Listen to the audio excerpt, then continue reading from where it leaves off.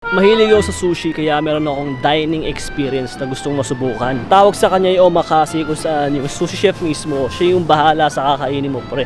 Ang kailangan mo na lang gawin ay enjoyin yung kakainin mo. Kaya ngayong araw, why not subukan natin? Dito siya matatagpuan sa Quezon City, sa Sushi Shokunin by Chef Migs. Eto si Chef Migs at kasama niya si Chef Mark na magpe-prep ng mga kakainin namin for tonight. 21 course omakase service to, pare. Starting with a classic matcha. Pampagising ng diwa kasi mahaba-haba itong gabi na to. Then, start na.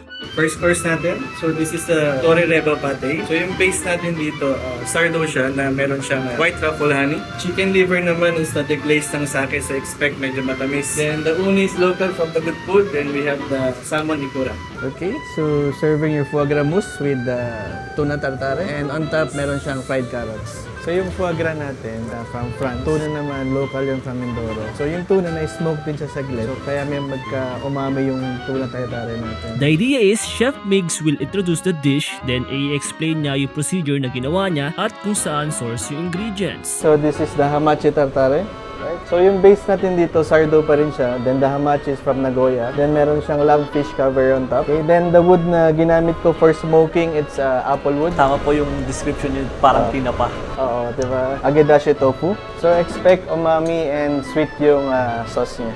Ang magical lang na experience for me since pinapanood ko lang yung mga ganito sa YouTube. Kada dish, parang may party sa bunganga ako. Alam mo yung feeling na, shit, ganun pala yung lasa nun? Strawberry sorbet. So the strawberry is from Baguio. May konting honey lang siya to balance the acidity. Yung akala mong bitin yung kakainin mo, nagpapile up na sa tiyan ko. Halfway through service, busog na ako eh. Pero tuloy-tuloy pa rin yung serving. I recommend mag-start kayo sa salmon, maday, then the hamachi. May one choice of fun juice ka pala, pero since hindi ako umiinom ng alak, kay tantan na lang. Pati yung Hiroshima oyster, may nakasisikmura ako sa oyster. Tamagoyaki with kabayaki sauce and lungfish caviar on top. Open your mouth. Uy, talaga chef? Open your mouth. Talaga chef? De, joke lang. One bite and no need to add soy sauce. Then kailangan mong hawakan. Konti lang daw soy sauce, sabi ni chef.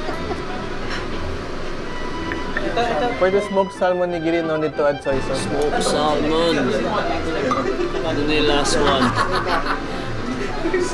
Sinimula mo sa matcha at tatapusin mo sa matcha ice cream with asin tibuok. Feel ko nasa isang Japanese culinary course ako dahil sa mga procedures and techniques na pinakita sa akin. Ini-explain pa sa amin kung saan nila sinusource yung ingredients. Akala ko hindi ako mabubusog dahil pumunta ako dito nang walang kain. Pero kalahati pa lang ng service, busog na ako. Sushi Shokunin by Chef Migs? Aba, baka tambayan ko na to.